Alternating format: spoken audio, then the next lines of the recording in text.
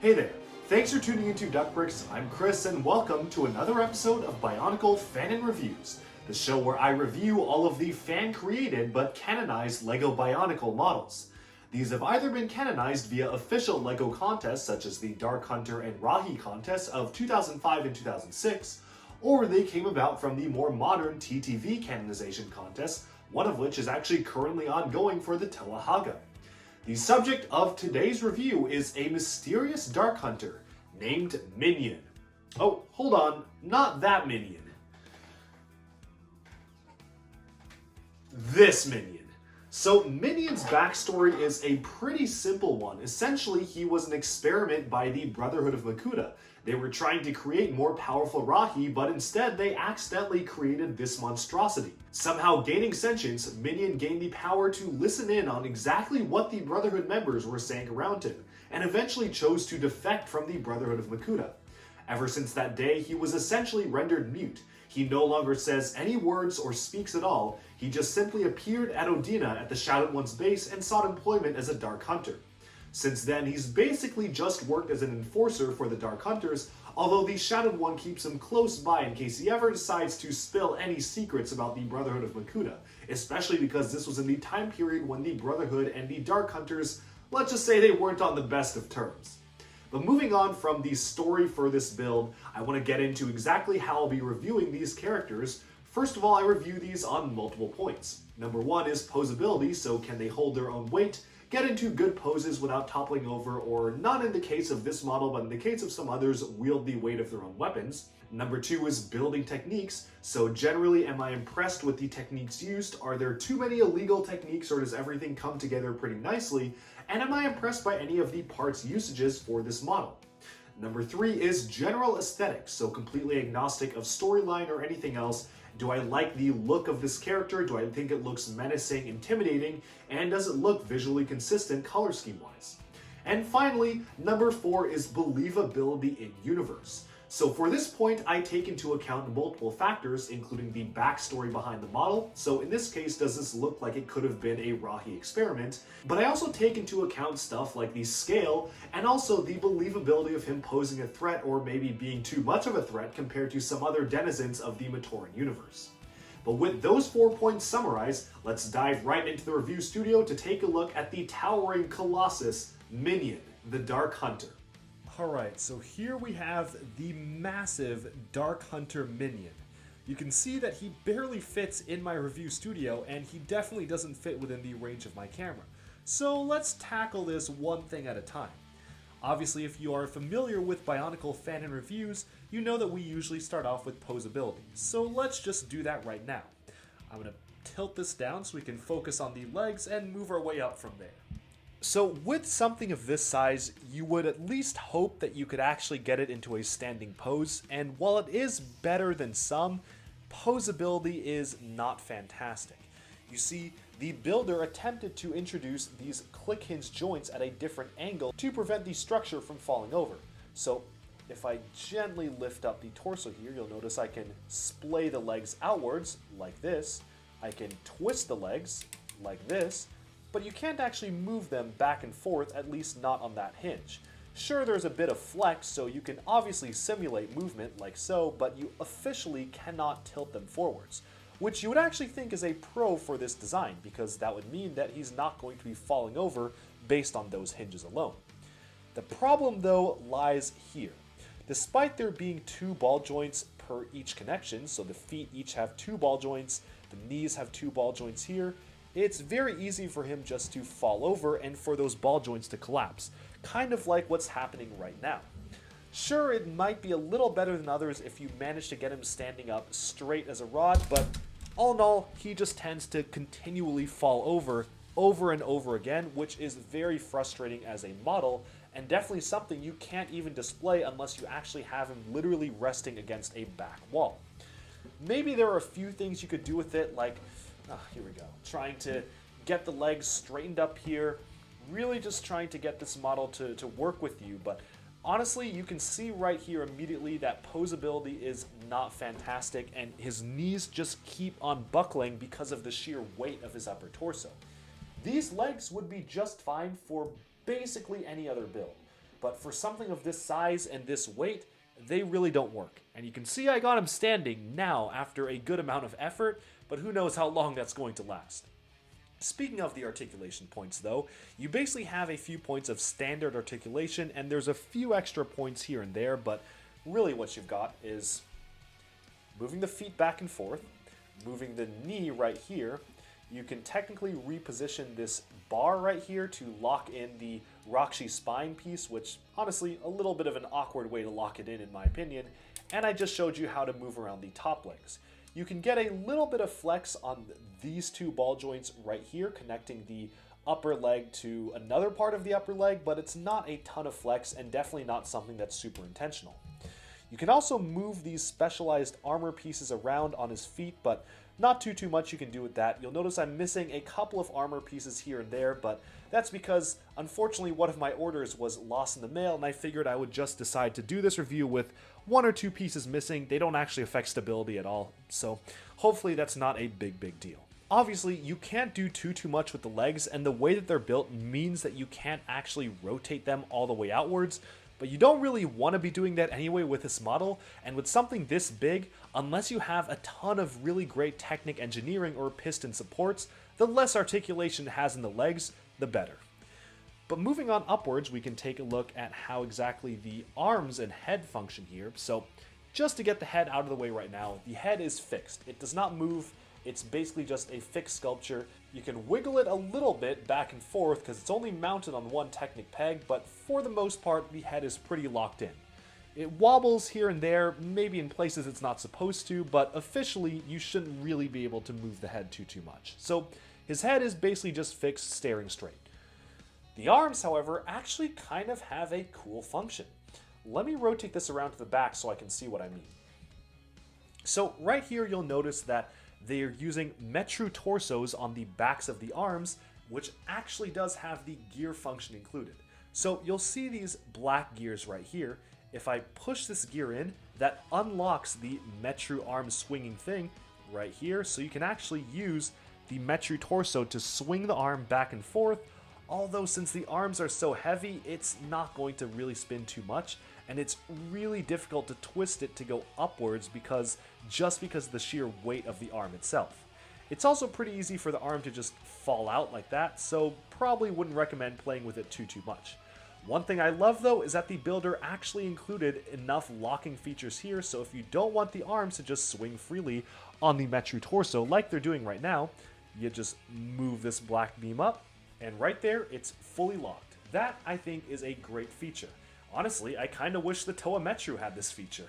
Once we have the arm back in position here, we can take a look at exactly how the arms themselves articulate. Both of the arms are basically symmetrical, so if you see one arm, you've seen both of them. You have claws up here that can kind of move around in some sort of a way, but you can't actually cause them to click together because the claws just are angled in such a way that they just phase through each other. So at least it's a bit of a representation of what the claws could look like for this model.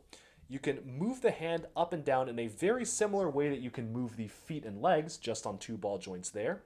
And really, that's about it that you can do for the arms. Once you have them locked in place, they're pretty fixed. But honestly, I don't really even know if I would have demanded too much else. Sure, maybe it would have been nice to have a separate elbow in hand, but since the hands are so big themselves, I can very easily forgive this. And since the model is so big, it really makes sense to try to limit the amount of articulation.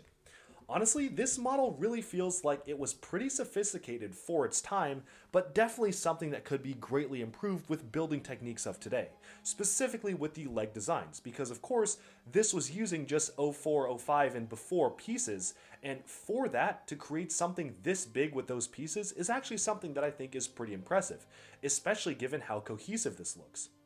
But with that, we've summed up all of the posability points of this model. Again, not a lot of places for posability, but you don't really need too much. But then we can move on to building techniques, and that is one thing that I do feel like this struggles with a good bit. So on the outside, it looks fairly decent, I would say. It's kind of got a split color scheme thing going on with the dark blue and the dark green contrasting with each other, which I think is a pretty fun thing to have. It definitely makes sense for a interesting looking character like this. The one major downside though is that This torso is illegal technique city.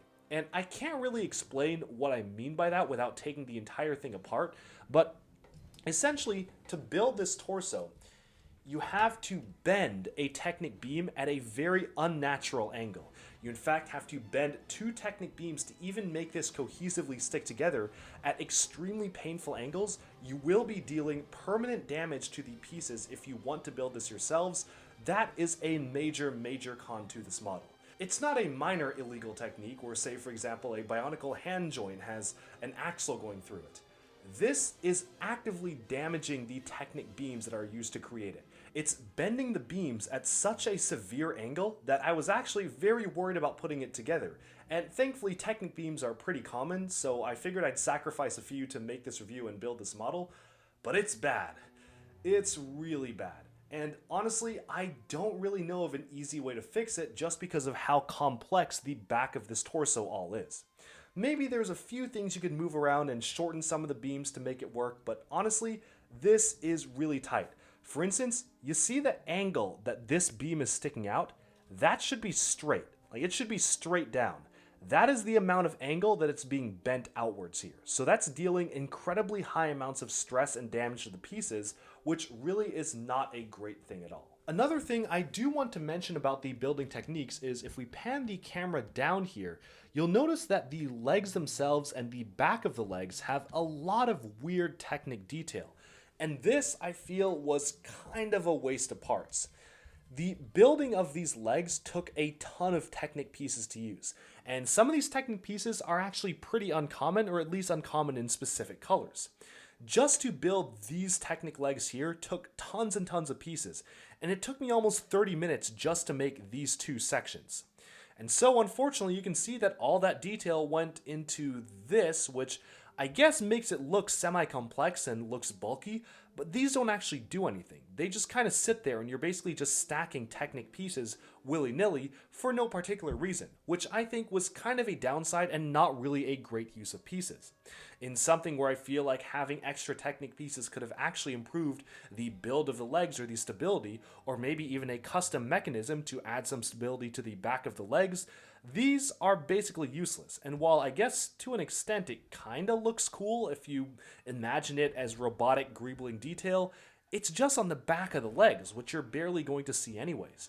And you even can see that continuing to the upper leg here, where a ton of pieces are just kind of used to attach one Metru foot on the back, which again, kinda overkill given this model. I honestly would have preferred that these pieces would have gone into something like, say, boosting the stability of the legs instead of just adding needless detail back here. And I think probably this extremely high level of detail could be attributed to the builder just stacking random pieces together, figuring out that it worked, and then mirroring it for the other leg, despite not realizing that it is wasting a ton of pieces that ultimately don't really do anything or even add to the stability. The legs were already going to be pretty stable enough if you just connected Technic beams towards these 2 Roxy leg pieces. You really didn't need all this extra bulk. Even moving up to the torso and the back right here, you'll notice that a lot of detailing has gone into just adding extra superfluous Technic beams to bulk up the interior of this build, which again feel a little bit unnecessary given exactly how this is put together and how it kind of just assembles together into a blob structure in the end of the day. Sure, it is pretty well armored up. If you especially look even around the back, you've got some Nuva armor back here, Metru foot, some Roxy feet forming the back shoulder panels, even a Technic block or Robo Rider's head right here. You've got a sufficient amount of detail covering the back, but it's a lot of superfluous detail. And while these I do appreciate, there's a lot of Technic assembly that goes onto the interior of this model, which I felt were kind of unnecessary, and if anything, added more to the amount of pieces that you're going to be damaging by wedging beams that are the wrong lengths into certain places where they just simply don't fit. Moving on to the front of the torso here, I think the front is done a little bit better than the back. You can obviously see the shaping of this model was supposed to evoke a strong and broad torso here, with the specialized angles of these pieces really working out in its favor. And again, I think that this is pretty complex, probably a little bit too complex than it needed to be, but fairly decent. Again, I really do like the use of the Metru torsos to add both a play feature and additional detail to this model, and I think that overall, the front of the torso definitely does look like it has the right shape for a model of this size, which honestly is more than can be said for many of the other Dark Hunters who are this big. And then we can move upwards to the face. So let's zoom in on the head right here. You can see that he has some sort of a crown made up of the Borak shield here, which I think is a great parts usage. Another really fantastic parts usage is the use of the transparent yellow regular Mata heads right here to act as eyeballs in conjunction with the black Mata head. This is a really fun building technique and really makes the pupils of this creature come alive, which I think is done fantastically. Personally, I would probably not have thought of using the back of a Mata head as eyeballs, but it really works out for this model, and now forever I can see that as some sort of a viable technique. Even the use of the particular piece of the Rakshi Parakal shield here makes it look like his teeth are arcing upwards, having some silver groats up here, as well as the Borak teeth arcing around his mouth. And while there are a few things that are a little bit clunky about it, for instance, if you rotate this around to the side, you can really see that the head starts to become a little bit too busy and gappy. All in all, I think the front of it is done pretty well, and the head is probably one of my favorite things about this build just because of how striking and unique it is. But of course, that is one of the things I like about it, but one of the things I do not like about it are the hands. So the hands here I feel are a little bit too simple for this model. I honestly think that this design is a pretty simple technique, almost too simple, and making it so that he can't even clamp his claws shut feels like a major missed opportunity to me, especially because it could have been very satisfying to actually feel claws clamping together, rather than just having them pass through the middle, which I think is a bit of an oversight. Of course, it does just stack up these Staff of Light pieces as well, so it's also nothing really too inventive. It's basically just a very standard build, and nothing too out of the ordinary, especially compared to the pretty unique building techniques you can see throughout the rest of this model. And speaking of looking at the model as a whole, it's time to move into our third point, which is overall aesthetics. Now, one thing I appreciate about this build is that the builder picked a color scheme and stuck with it, no matter how strange or odd that color scheme was. I much prefer something that looks at least somewhat cohesive rather than something that doesn't look like it has a color scheme at all. And with this, you can clearly see they were going for some sort of a split between dark green and dark blue, maybe suggesting that this is cobbled together armor or some modeled pattern on his skin. Obviously, the silver stuff is basically kept to just augmentations, blade pieces, armor pieces, even tubes. Most of the silver stuff looks like it was added onto him, versus the dark blue and dark green, which actually feel like it's part of his body. And this technique all continues from the top all the way to the bottom, using the dark blue pieces here for the legs, even some green Mata pieces and dark green Technic beams on the feet here. So all in all, I think the color scheme is actually done pretty well throughout this entire model. I honestly can't really complain too much because it does feel quite cohesive to me. But of course, color scheme isn't everything, and aesthetics does factor in a ton of other things. For instance, I think that the Technic hoses right at the front here look very awkward, especially at certain angles. If we move his hand out of the way here, you can really see that from the side view it kind of just looks like these hoses are randomly sticking out. And they certainly don't do anything for stability, so I don't really even know why they're there. Even looking on the backs of the legs here, you can see the back of the legs are connected with a black hose, which also makes it feel like his movement is somewhat restricted by this one hose right here, which does feel a little bit awkward. One thing I do have to note though is that these pieces in red and dark red are not actually supposed to be in those colors. I just ran out of pieces in my collection in certain darker gray colors, but just imagine that those aren't there, and you can see that the color scheme on the back is pretty decent as well. But overall, I think one of the biggest problems that I have with this model aesthetics-wise is that it's just too busy. There's simply too much stuff going on, and it's hard for the eyes to focus in on any particular detailing. For instance, as I mentioned before, there's so much superfluous detail on the backs of the legs, where it really feels like it wasn't needed. And sure, it might add some nice greebling, and to some people this may look good, but honestly, it feels very cluttered to me personally. And the same can definitely be said for the torso and the arms, where if you kind of look at it from a distance, it just looks like a great big blob of random pieces stuck together, with little rhyme or reason associated with those pieces. Sure, you've got some silver armor, and you've got some dark blue and dark green pieces here, but all in all, even the arms in particular just feel like very strange constructions with random pieces stuck on to either add bulk or attempt to add some detailing, which didn't really work out fully. Once we get this guy back in a standing pose, we can see that really the head, while I did appreciate the building techniques, also does feel quite cluttered as a whole, and it really feels like this could have benefited from at least some simplicity or making things a little bit simpler in the design and the style, especially around the torso, which just has so much stuff going on.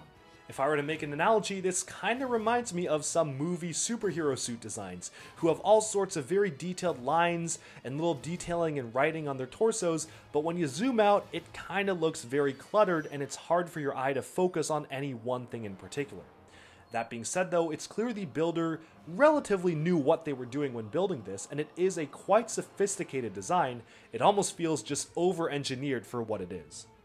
But now, we can zoom out and compare this against some representative samples in the Bionicle universe, with all 3 points summarized in the review studio. Alright, and for our last point here, I've brought alongside Minion with some representative samples from the Bionicle universe. Specifically, I brought alongside some of the tallest Generation 1 creatures I could find, particularly Botar here, who was a combination model, and the set/combo model Cardass Dragon here. I've also brought along some standard Inika-sized Toa builds. You can see Toa Jovan here only really goes up to his waist, and a standard Metrutoran, Eerie here, who only goes up to his knee. So obviously this towers over pretty much everything, and it's even taller than some of the tallest G1 Bionicle models. But that, honestly, is not necessarily a major pro, at least when it comes to believability in universe. I find it kind of hard to believe that something like this could be a standard regular Dark Hunter and be involved in a fight with a regular Toa. For instance, he showed up in the story once, fought Kopaka, and Kopaka managed to successfully freeze him before he dealt any damage, which I guess could be possible, but feels a little bit strange to have something this big and colossal be any sort of an opponent to just a single Toa. And sure, size isn't everything, but really it does feel like this is just so large compared to everything else that it's a little bit unbelievable to me. At least it's not like this is a member of a unique species, because he of course was created by modifying different Rahi bits and pieces, so I can kind of get that he's a one-of-a-kind creature, but also feels strange that something this colossal and towering would just be a regular lowly Dark Hunter. And so I'm going to give believability in universe a 6 out of 10. I think he scales alright next to some of the taller members of the Bionicle world, but it does feel like it's stretching it just a little bit to me just how large this creature is, and just how different it is compared to many of the other builds in the universe. But then, setting aside these representative samples, it's time to take a look at the final 3 points for this review. So let's just start off immediately with posability, and almost on cue, he started falling over. So obviously, as I mentioned at the beginning of the review, posability and particularly stability with the legs here is really not fantastic, especially because if you don't have the legs locked in just the right position, he will just fall backwards or fall forwards, kind of like he was doing right now. But then that's kind of offset by the inclusion of the Metru torsos here, and having a pretty fun gear function for the arms that can actually be locked down if you want to have it in a fixed pose. Of course though, that in turn is kind of countered by the fact that his head cannot move whatsoever other than wobbling back and forth, and all in all, there are a few strange design choices that keep this from achieving its full potential to pose, such as, say, the claws here. Going right through the middle, not actually being able to clamp the claws, feels like definitely a missed opportunity to me to have some formidable weapons on this guy, and even the fact that the way the legs are set up means you can't actually officially move them forwards too much, which again is good for structural support, but obviously didn't really do enough for structural support such that you can't even pose it at all. So all in all, I'm going to give posability a 6 out of 10. It has some high points, such as the gear function up here for the arms, but all in all, this is just a statue, and he basically has the one pose of standing straight with his arms spread out, head perfectly straight. So moving on from that, it's time to take a look at building techniques. Now, my biggest problem throughout the review was the fact that there were so many illegal connections, particularly within the torso, that deal permanent damage to Technic beams. Again, if you want to build this one yourself, be prepared to sacrifice a few long length Technic beams because those are going to get bent really hard. Now, there are some good points. I love the piece usage of the Mata head to form the pupils for his eyes. I think that's an excellent parts usage, and I even like some of the detailing that went into the torso as well, although it does end up feeling quite a lot cluttered. Of course, though, I do have to call out that fact that so many pieces are used, say, in the back of the torso or even the backs of the legs that feel ultimately superfluous and just throwing in pieces for the sake of throwing them in. And it does feel like there's just been a lot of stuff that's been thrown together with this model without much rhyme or reason. Certain parts, I don't really know why they're in certain places that they are. And all in all, I think Building Techniques deserves a 6 out of 10. It's certainly impressive that the builder was able to make something this big, this tall, and yes, actually this stable with the pieces that they had available to them at that time, just before 2005, but I do feel like, at least compared to many of the other models today or the modern building techniques, this definitely could be improved quite a lot. And there's a lot of room to make this a lot better and a lot more stable as well, of course fixing all the illegal building techniques in the torsos. And if anyone in the comments has seen any revamps of this or reimaginings of Minion, let me know because I'd love to see what someone would interpret this model to be with modern pieces. But then finally we can move to our last point, which is aesthetics. And aesthetics, as I mentioned, biggest problem to me here is that it feels so cluttered and so messy. There's so much stuff going on around the torso, around the arms, random bits of detailing here and there, which maybe some fans would like about it. Maybe you like the amount of detail and greebling, but to me, it just feels kind of random. And it's hard for me to focus on what I should be looking at when I see this model as a whole because there's just so much stuff going on with different colors, clashing color schemes and whatnot. Even having just the dark green and dark blue as the primary color scheme for him, you can see all sorts of different colors kind of spread throughout, and the mix of dark blue and dark green feels almost randomly distributed. It's not like, say, one side is green and one side is blue, like it's a split kind of creature.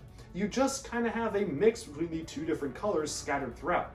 And while again, as I mentioned in the review, it means it has a consistent color scheme, it also means that that distribution of that color scheme isn't all too great. Of course, moving around the hands, I think another major con aesthetics-wise are the claws here. The fact that you can't actually clamp them together feels like a major missed opportunity here. And all in all, I am going to give aesthetics a 5 out of 10. It's certainly visually impressive to have something this big, but again, size definitely isn't everything. And I think a lot of stuff was sacrificed to make this so big. But with that, we've summed up our review of the Dark Hunter Minion. Let me know down in the comments below if you've built this yourself. What has been your experience with this model? Do you like it? Do you not like it? Or have you made any improvements to it? As usual, stay tuned every single Monday for a brand new Bionicle Fanon review. I hope you enjoyed this video, and thanks again, as always, for tuning into Duck Race. I'll talk to you again very soon.